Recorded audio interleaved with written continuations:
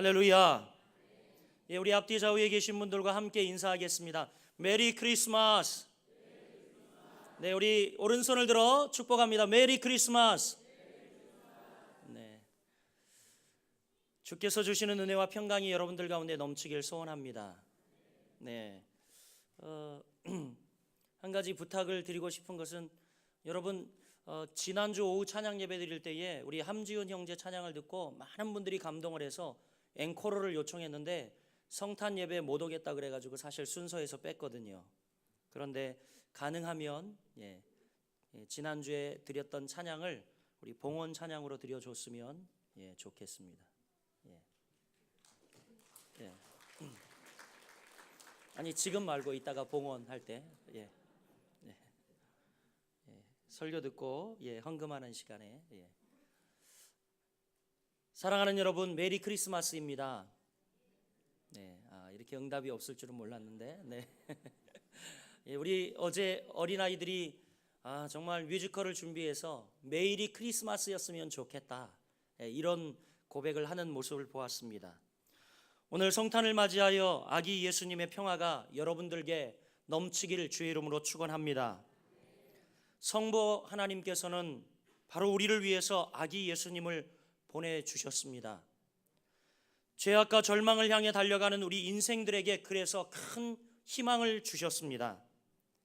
여러분 한번 생각해 보십시오. 물론 그럴 리가 없지만 만약 예수님이 이 땅에 오시지 않았다면 우리가 어떻게 되었겠나 한번 생각해 보시길 바랍니다.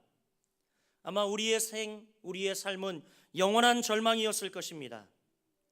구세주의 탄생은 정말 우리가 생각해 보면 생각해 볼수록 감사와 찬양을 하지 않을 수 없는 정말 희대의 가장 놀라운 사건이 아닐까라는 생각이 듭니다. 사랑하는 여러분, 그러기에 우리가 해야 할 최선의 의무가 뭡니까? 그것은 바로 하나님의 선물인 예수님을 나의 주님으로 믿어 영접하고 그분을 사랑함으로 더욱 기쁘게 모시는 것, 이것이 여러분 삶의 가장 큰 의무임을 믿으시길 바랍니다. 특별히 오늘 세례와 입교와 학습을 하는 여러분들에게 이런 은혜가 임하기를 축복합니다. 그러나 여러분, 안타까운 것은 성경을 보면 예수님께서는 오셨지만 예수님을 만나지 못한 사람들이 너무 많이 있었습니다. 그들은 메시아를 기다린다고 하면서 정작 오신 메시아를 만나지 못하고, 아니요, 만나지 못할 뿐만이 아니라 심지어 배척하고 그를 십자가에 못 박는 비극을 저지르는 모습을 봅니다. 그래서 우리는 이 시간 예수님을 믿는다 하면서 아직 예수님과 생명적 인격적 만남이 없다면 그것처럼 큰 비극이 없기에 이 시간 아기 예수를 만나지 못한 사람들이라는 제목으로 우리 신앙을 진단하면서 우리가 온전히 예수님을 만나 그 안에 영생과 기쁨을 누리는 여러분들이 되시길 주님의 이름으로 축복합니다. 여러분, 오늘 어떤 사람들이 예수님을 만나지 못했을까요? 오늘 본문에 보면 세 부류의 사람들이 예수님을 만나지 못했습니다. 예수님을 만나지 못한 첫 번째 부류의 사람은 어떤 사람이냐면 한번 따라해 보겠습니다. 자기 자리를 내놓지 못한 사람. 그렇습니다. 예수님에게 자기 자신의 자리를 내놓아야 하는데, 자기의 자리를 내놓아야 하는데 그렇지 못해 예수님을 만나지 못한 사람이 있습니다. 사극을 보면 여러분, 윗어른이나 아니면 고위 간직자가 오면 자기의 자리를 냉큼 내어줍니다. 그렇지 않습니까? 그리고 상석으로 모시죠. 그것은 바로 아랫사람의 예절입니다. 여러분, 이처럼 예수님이 여러분 삶 가운데 찾아오셨다면 우리는 우리 자리를 내놓아야 할 줄 믿습니다. 왜냐하면 예수님은 바로 우리의 주인이시기 때문이죠. 본문에 보면 그렇지 못한 사람 중 대표적인 사람이 있는데 누구냐면 헤롯이라고 하는 사람이었습니다. 헤롯은 유대인도 아니면서 유대 나라의 왕이었습니다. 로마 정권의 하수인으로 세워진 왕이었기 때문에 늘 그 자리가 불안했던 왕이었어요. 그런데 어느 날 동방 박사들이 이 헤롯 왕을 찾아와 유대인으로 왕이 태어났다고 하니까 그 마음이 발칵 뒤집혀 버렸습니다. 오늘 본문에 표현되고 있지 않습니까? 오늘 여러분이 읽은 2절과 3절 말씀 보면 뭐라고 기록되어 있습니까? 같이 읽어보겠습니다. 시작. 유대인의 왕으로 나시니가 어디 계시냐? 우리가 동방에서 그의 별을 보고 그에게 경배하러 왔노라 하니 헤롯 왕과 온 예루살렘이 듣고 소동한지라. 지금 소동했다, 마음이 뒤집혔다라고 이야기를 하고 있습니다. 헤롯 왕과 온 예루살렘이 듣고 소동했다. 헤롯은 자기를 대신할 왕이 태어났다라는 그 이야기, 그것은 자기 왕권에 대한 엄청난 충격이었습니다. 그래서 그는 동방 박사들을 불러 그 별이 나타난 때를 자세히 묻고 베들레헴으로 보내며 가서 아기에 대해서 자세히 알아보고 찾거든 뭐라고 이야기합니까? 내게 고하여 나도 가서 그에게 경배하게 하라, 이렇게 이야기를 했어요. 이것은 사실 겉마음과 속마음이 다른 것이었죠. 그의 의도는 실제로 아기 예수를 찾으면 죽이려는 음모를 마음속에 품고 있었습니다. 동방 박사들은 꿈에 아기 예수를 경배한 후에 이제 천사가 헤롯에게로 가지 말라고 지시했기 때문에 지시함을 받아 다른 길로 돌아가 버립니다. 헤롯은 속은 줄도 모르고 아기 예수를 죽이기 위해 베들레헴에 군대를 보내어, 여러분 안타깝게도 2살 이하의 모든 아이들을 다 죽여버립니다. 모두 다 살해해버립니다. 여러분 얼마나 악한 왕입니까? 세상의 모든 왕은 예수님 오실 때까지 왕 노릇하다가 오시면 반드시 그 왕권을 예수께 반납해야 하는 자리입니다. 그러나 헤롯은 그러지 않았습니다. 권세에 대한 애착이 아기 예수를 죽이고자 한 것입니다. 사랑하는 이 자리에 계신 모든 성도 여러분, 여러분이 예수님을 모시려면 내 자리를 내어 주어야 할 줄 믿습니다. 우리들도 왕입니다. 적어도 내 자신에 대해서는 왕 아닙니까, 여러분? 그러나 우리가 알아야 합니다. 나 자신도 내 것이 아니고 나 자신도 내가 왕이 되어서는 안 된다라는 사실입니다. 내 마음대로 살아서는 안 됩니다. 우리 옆 사람에게 한번 이렇게 이야기해 봅시다. 네 마음대로 살아서는 안 됩니다. 여러분 그렇습니다. 정말입니다. 지금 여러분 헤롯이 따로 있는 것이 아닙니다. 교만하여 내 고집대로 내 뜻대로 하나님의 말씀을 오히려 버려버리고 내 자신의 의지와 뜻대로 살려고 하는 고집을 세우는 것, 이 교만이 바로 여러분 헤롯이 아니고 무엇이겠습니까? 그러므로 예수를 믿는다 하면서 나를 내려놓지 못하면 우리가 다시 이 아기 예수를 살해하는 살해범과 같다라는 것입니다. 입으로는 우리가 주여 주여 부르지만 아직도 내 자신이 주인이요 왕이라면 우리가 어찌 하나님의 백성이라고 할 수 있겠습니까? 입으로 주를 부른다면 삶에도 주님을 높이고 주님의 뜻대로 살아야 합니다. 우리의 입술로는 주여, 주라는 뜻이 뭡니까? Master, you are my master. 당신이 내 주인입니다 라는 고백이에요. 그런데 여러분, 우리가 입술로는 주를 주라고 부르면서 우리의 실제의 삶은 주님을 높이지 못하고 내 뜻대로 살아간다면 우리는 바로 헤롯과 같은 인생이라는 사실을 기억해야 할 줄 믿습니다. 헤롯과 같은 우리 인생, 하나님이 주신 말씀과 생각, 은혜와 은사를 우리가 얼마나 많이 죽였는지 모릅니다. 자기 주장이 강하면 여러분 절대 하나님의 말씀이 들어갈 틈이 없어요. 자기 뜻이 강하면 절대 하나님의 뜻이 그에게 보여주고 비추어질 리가 없습니다. 그러므로 겸손히 자기 자리를 내어놓아야 주님을 만날 수 있습니다. 그때가 바로 주님을 체험하는 타이밍이라는 것입니다. 사랑하는 거룩한 빛 성강교회 성도 여러분, 아기 예수를 만나지 못한 첫 번째 부류의 사람은 자기 자리를 내놓지 못한 사람이었습니다. 오늘 우리는 이 성탄에 우리의 삶의 자리를 주께 내어드리며 주님의 왕권을 다시 회복하는 귀한 여러분들 되시길 주의 이름으로 축원합니다. 또 여러분, 어떤 사람이 예수님을 만나지 못했습니까? 그것은 바로 행함이 없는 믿음의 사람이 예수님을 만나지 못했습니다. 행함이 없는 믿음의 사람. 아기 예수님을 만나지 못한 사람 중에 또 한 대상자는 누구였냐면 당시의 종교 지도자들이었습니다. 오늘 우리 장로님 기도 가운데에도 하나님, 정말 한국 교회가 왜 이 지경이 되었습니까? 교회가 회복되어지고 종교 지도자들이 회복되어지길 간절히 원하는 그 염원하는 마음을 담아 기도를 드렸어요. 당시도 아기 예수님이 실제 오셨지만 그 가운데 실제 보면서도 만나지 못한 한 대상자들이 누구였냐면 종교 지도자들이었습니다. 동방 박사들이 왔을 때에 헤롯 왕과 온 예루살렘이 소동했다 그랬어요. 여기서 온 예루살렘이란 바로 서기관들과 제사장들과 바리새인들을 지칭하고 있습니다. 날마다 성경을 가르치며 메시아를 고대하라고 했던, 메시아를 고대하라고 외쳤던 그들, 그러나 정작 여러분, 그들은 예수님이 그들 앞에 왔지만 만나지 못하고 있다는 사실이 놀랍지 않습니까? 그들은 성경을 굉장히 잘 아는 사람들이었습니다. 2장 4절 말씀, 헤롯이 이제 이 바리새인과 서기관들을 모두 불러 예수가 어디서 날 것이냐, 예언이 어떠하냐 묻는 장면에 뭐라고 여러분 그들이 대답하는지 한번 보시길 바랍니다. 우리 함께 2장 4절 말씀 이하 6절까지 우리 함께 보겠습니다. 시작.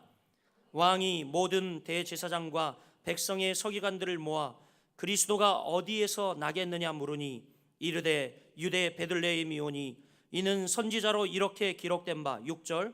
또 유대 땅 베들레헴아 너는 유대 고을 중 가장 작지 아니하도다. 내게서 한 다스리는 자가 나와서 내 백성 이스라엘의 목자가 되리라 하였음이니이다. 아멘.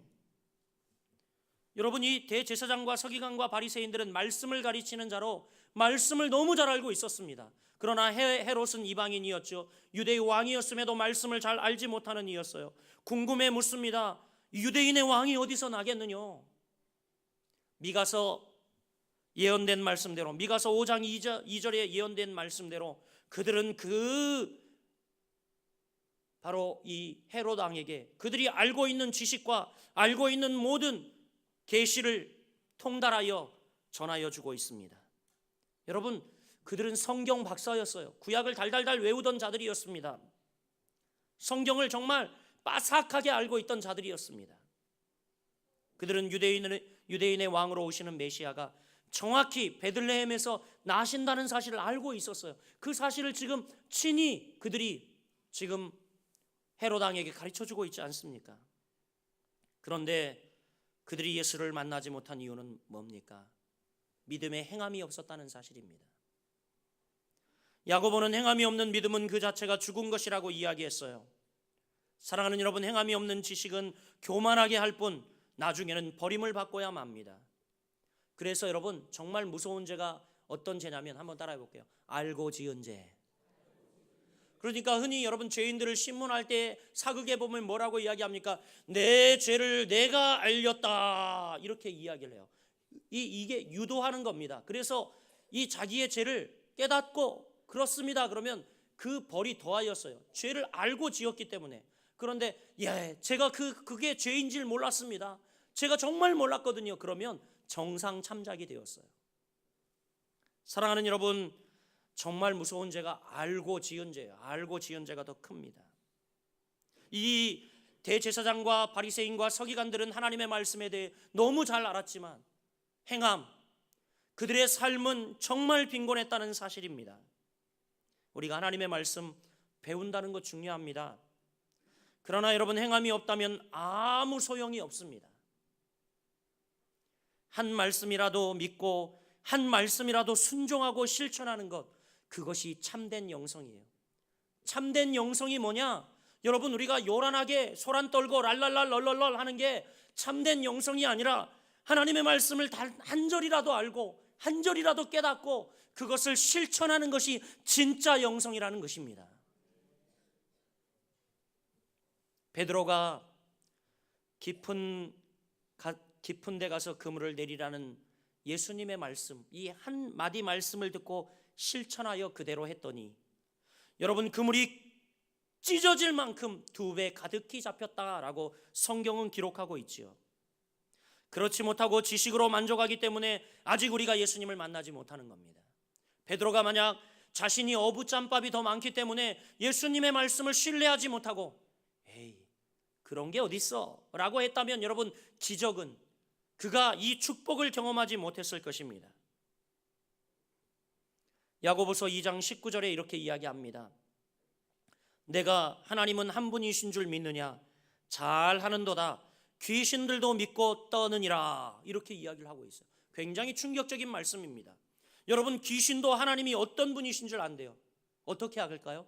귀신같이 아는 겁니다. 귀신도 하나님이 어떤 분인지 안대요. 하나님의 사랑도 알고 그리스도의 십자가 대속도 압니다. 그런데 여러분, 안타깝게 지식으로는 우리도 하나님이 어떤 분인지 잘 알고 있습니다. 그러나 여러분, 귀신이 하나님에 대해 잘 알고 있지만 귀신에게 없는 게 있어요. 그것은 뭐냐면 귀신에게는 말씀에 합당한 삶이 없다라는 거예요. 이게 차이점이에요, 여러분. 사랑하는 성도 여러분, 우리가 그런 믿음 가지고는 예수님을 모실 수 없습니다. 우리가 예수님 알지만 행함이 없던 당시 종교 지도자들과 같은 비극을 따라 살지 않는 여러분 되시길 바랍니다. 여러분, 어떤 사람들이 예수님을 만나지 못했습니까? 하나님의 말씀은 무수히 많이 알고 있으나 전혀 행함이 없는 삶을 살고 있던 그들은 예수님을 만나지 못했다라는 겁니다. 오늘 여러분, 얼마나 많은 말씀을 알고 있습니까? 얼마나 많은 말씀을 매주 와서 듣고 매 시간 듣고 있습니까? 여러분, 단 한 절이라도 부여잡고 하나님의 말씀대로 살려고 몸부림치는 여러분 되시길 주의 이름으로 축원합니다. 그런 여러분 삶 가운데 주님이 찾아가실 것입니다. 그런 여러분 삶의 현장에 주님이 찾아가 바로 주님이 행하시고 역사하시는 모습을 주님이 여러분을 통하여 보여주고 나타나시며 영광 받으실 것을 여러분 고대하시길 바랍니다. 할렐루야. 시험 떨어졌다고 우리 청년들 낙심하지 마세요. 말씀 한 절이라도 부여잡고 말씀대로 사는 것이 중요합니다. 하나님이 선한 길로 인도하실 것입니다. 가장 늦은 길 같지만 하나님의 말씀대로 살려고 발버둥 치는 것이 가장 늦고 뒤처지는 길 같지만 하나님이 베스트 웨이, 가장 빠른 지름길로 여러분을 인도하여 주실 것입니다. 말씀 부여잡고 말씀대로 살아가는 여러분 되시길 주의 이름으로 축복합니다. 우리 옆 사람에게 축복하겠습니다. 하나님의 말씀대로 삽시다. 아멘. 이제 여러분 마지막입니다. 어떤 사람이 예수님을 만나지 못하였나? 마음으로 섬기지 않은 사람이 예수님을 만나지 못했습니다. 마음으로 섬기지 않은 사람. 아기 예수님을 영접했지만 싸늘한 마국간에 영접한 사람이 있었습니다. 누구였을까요? 네? 누구였을까요? 이 여관집 주인, 베들레헴 여관집 주인, 아기 예수를 영접했지만 아기 예수를 어디에 영접했습니까? 싸늘한 마국간에 영접했다라는 것입니다. 누가복음 2장 7절에 보면 이런 말씀이 기록되어 있습니다. 첫 아들을 낳아 강보에 싸서 구유에 뉘었으니 이는 여관에 있을 곳이 없음이러라. 여관에 있을 곳이 없었다라고 이야기하고 있습니다. 즉 손님들이 많아 빈 객실이 없었다는 이야기죠. 당시의 역사적 배경을 잠시 살펴보면 그때 로마 황제 가이사 아구스도가 천하의 호적령을 내렸습니다. 그래서 베들레헴 여관방은 호적하러 고향을 찾아온 사람들로 가득했어요. 그래서 요셉과 마리아는 여관에 있을 곳이 없었다는 것입니다. 여러분, 이것은 요셉과 마리아의 입장에서 기록한 말씀이죠. 그러나 여러분 바꿔 생각해 보세요. 여관 주인의 입장에서도 여러분 우리는 생각해 봐야 합니다. 저는 이 사건이 여관 주인의 삶의 철학의 문제라고 생각이 되어집니다. 정말 이 여관 주인이 인도주의적 그리고 휴머니즘을 가지고 있었다면 과연 그 만삭이 되어 아이를 막 낳으려고 하는 그 여인이 있는데 여러분 자기 안방이라도 내어주지 않겠습니까? 한번 생각해 보세요. 그는 돈독이 올랐어요. 돈에만 혈안이 되어 있던 사람인 것이 분명합니다. 정말 여러분 사람이 죽느냐 하는 문제가, 죽느냐 사느냐 하는 문제가 달려 있는데 여러분 그냥 두시겠습니까?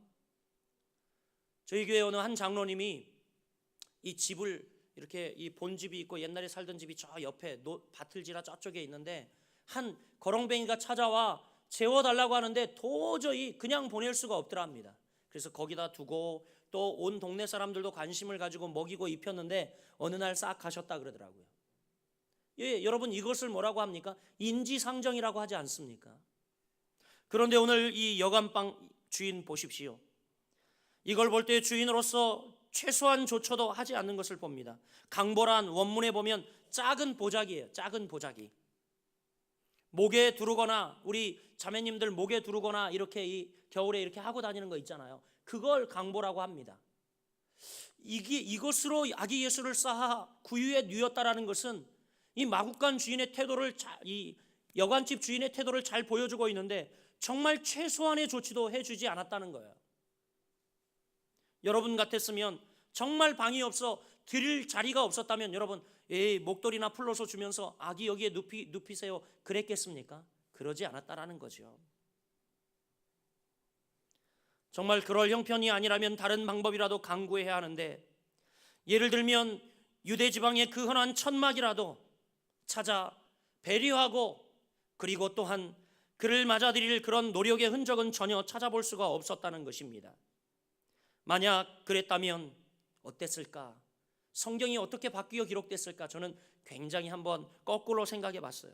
그랬다면 산모가 메시아의 모친 일도 몰랐다고 하더라도 마치 부지 중에 천사를 대접하여 아브라함이 복을 받았던 것처럼, 혹은 예수님의 십자가를 진 구레네 시몬처럼 묵묵히 십자가를 지었기 때문에 하나님이 그를 만나 주셨듯이 아마 그에게도 그만한 하나님께서 그에게 나타나시고 만나시는 축복을 허락해 주시지 않았겠나 하는 생각을 해봅니다.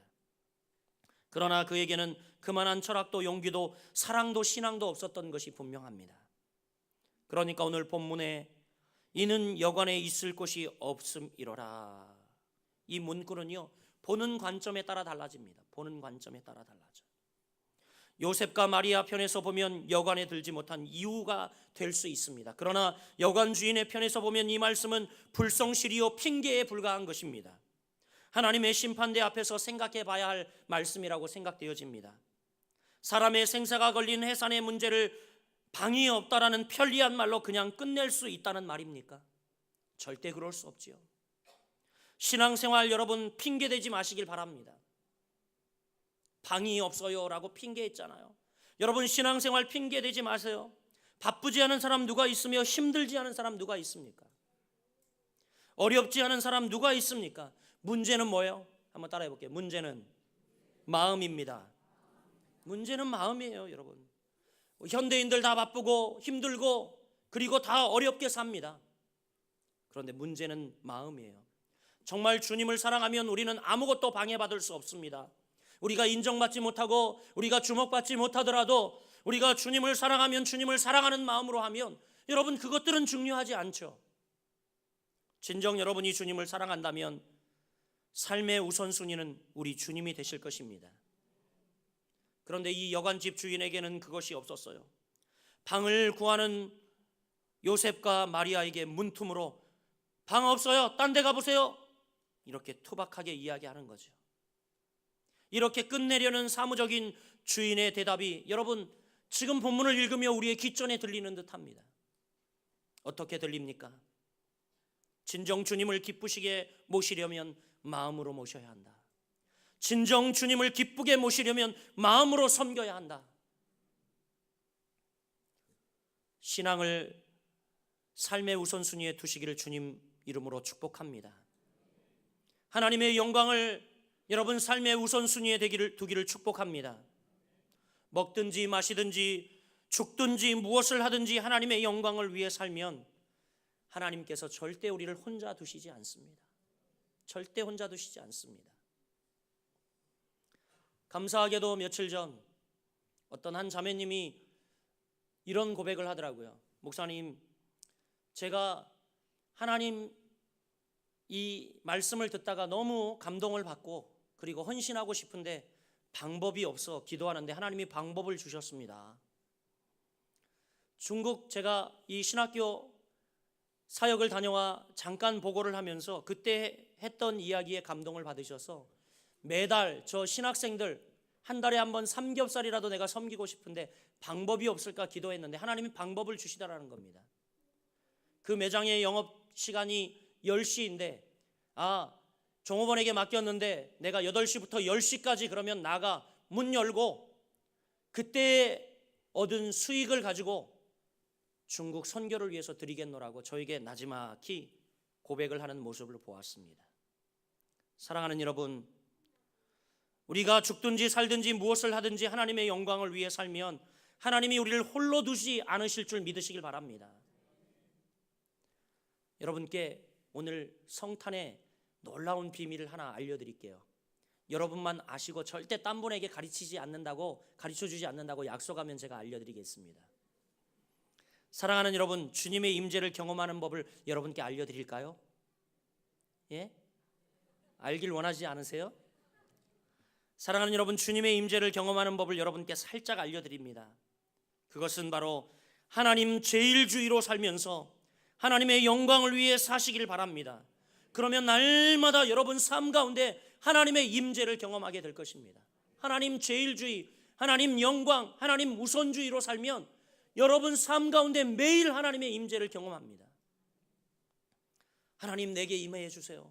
하나님의 뜻을 알려주세요. 하나님, 이렇게 여러분 맨날 기도하지 않습니까? 하나님의 임재의 경험은 간단합니다. 매일매일 삶 속에 하나님의 뜻을 구하고 하나님 제일주의로 살고 하나님의 영광을 구하면 하나님의 임재가 매일 여러분 삶 속에 있다라는 것입니다.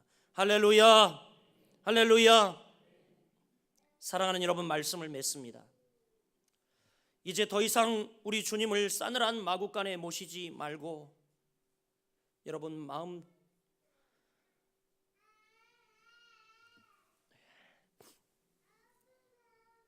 우리 주님이 더 이상 싸늘한 마구간에 홀로 누워있게 여러분 하지 마시고 우리 마음 중심에 우리 주님을 모시는 그런 여러분들이 되시길 주의 이름으로 축복합니다. 더 이상 세상 일에 치우쳐 주님을 찬밥 신세시키는 일이 없기를 바랍니다. 그 주님을 우리 마음을 다해 섬길 때 우리의 매일의 삶 속에 주님의 임재를 우리는 경험하게 될 것입니다. 사랑하는 성도 여러분, 하나님께서 우리를 사랑하사 독생자를 보내주셨습니다. 그러나 그를 영접하지 못한다면 그 인생은 불행한 인생입니다. 지금도 주님은 여러분 곁에 와 계십니다. 여러분 마음 문을 두드리고 계십니다. 여러분, 우리가 지금 주님을 영접합시다. 그리고 더 이상 우리 주님을 싸늘한 마구간이 아닌 가장 좋은 자리에 모셔 주님이 우리의 삶의 주인 되시고 우리의 삶 가운데 나타나 여러분 삶을 인도하시는 그런 복된 인생 살아가는 여러분 되시길 주님의 이름으로 간절히 축복합니다. 기도하겠습니다.